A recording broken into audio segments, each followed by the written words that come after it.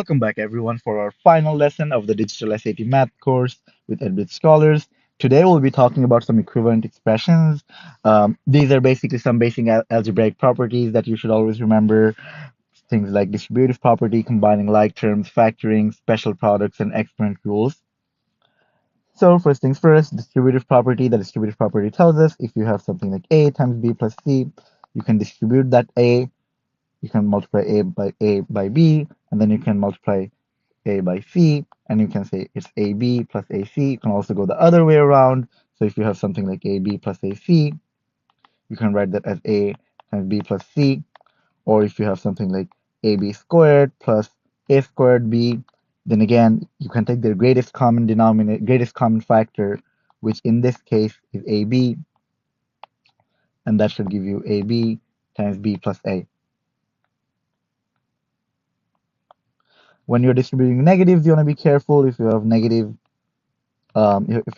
2 times a minus b, you want to make sure you're multiplying each term by the negative, not just the first term. So sometimes people will write negative 2a, negative 2b, which is not correct because it's actually negative 2a, negative 2 times negative b, which gives us negative 2a plus 2b.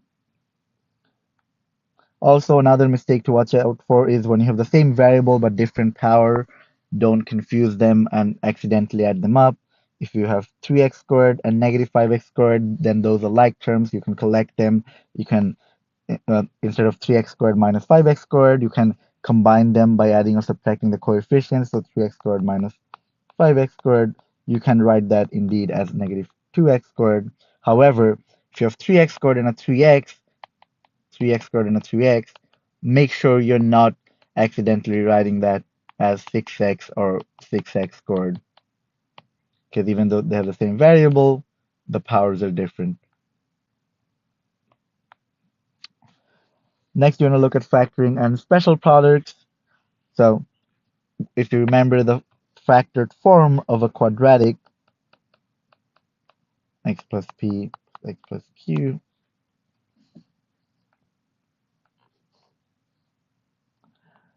so x plus p times x plus q, if you FOIL it, the FOIL is an acronym which stands for first, multiply the first two terms, outer, multiply the outer terms, inner, multiply the inner terms, and last, multiply the last terms.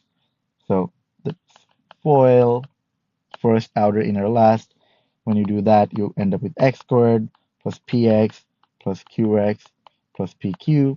And then from there, you can take the x in common using the distributive property and write this as x squared plus p plus q times x plus pq.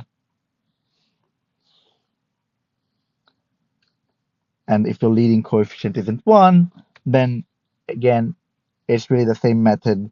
You can just take that leading coefficient in common, and then you can apply the trinomial method.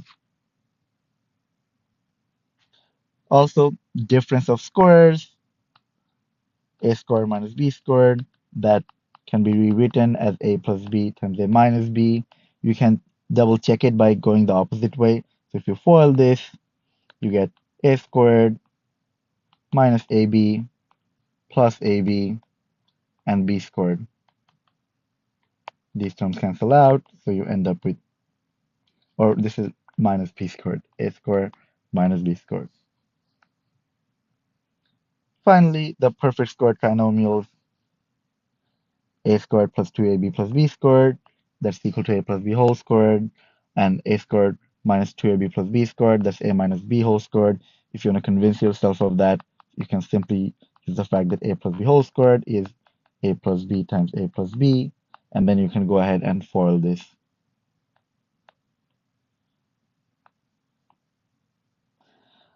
Also, with exponentiation, there are some rules that you need to know. So the basic, most common rule is whenever you have x to the power a times x to the power b, you can rewrite that as x to the power a plus b. Because remember, x to the power a is just x times x times x times x, a times,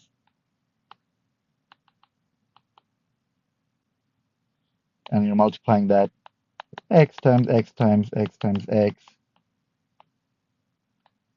b times. So when you multiply all of them, you just end up with x times x, a plus b times. The quotient rule is if you divide x to the power a by x to the power b, you end up getting x to the power a minus b. Again, the same procedure. You just have to remember that whenever you have 1 over x to the power something, you can rewrite that as x to the power negative that power. So it's x to the power negative p. 1 over x to the power p is the same as x to the power negative p. So that is this property right here. Also, x to the power 0 is always 1 unless x is 0. So as long as x is non-zero, x to the power 0 is always 1. And the power of a power, so if you have an x to the power a and you're raising that to b, that is simply x to the power ab. So you can just multiply the power that's inside by the power that's outside. So you just multiply the two exponents, the inner one and the outer one. Finally, whenever you have a square root, you can write that as x to the power half. If you have a cube root, you can write that as x to the power 1/3. Following the same pattern, if you have nth root of x, that is simply x to the power 1 over n. If you have something like x to the power m over n, we can use this property, power of a power, and we can write this as x to the power m to the power 1 over n. So that ends up being the nth root of x to the power m.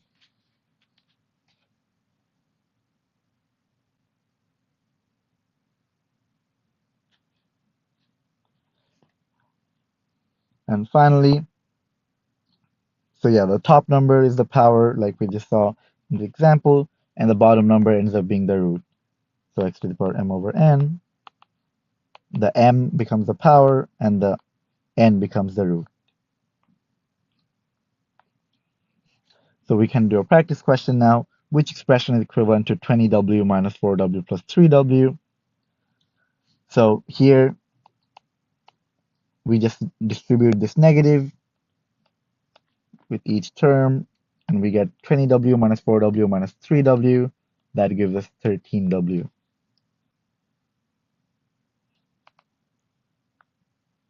The golden rule is memorize the special products such as difference of squares, perfect square trinomials like a minus b squared and a plus b squared. For exponents, the top number is the power and the bottom number is the root. Also, just learn the basic properties of exponents, what a negative power means, what a fractional power means, and so on, and how what happens when you um, multiply two numbers, how the exponents add up, and so on. As always, keep practicing, keep improving. Since this is the very last video, I wish you all the best with your digital SAT math preparation, and thank you for joining this lesson.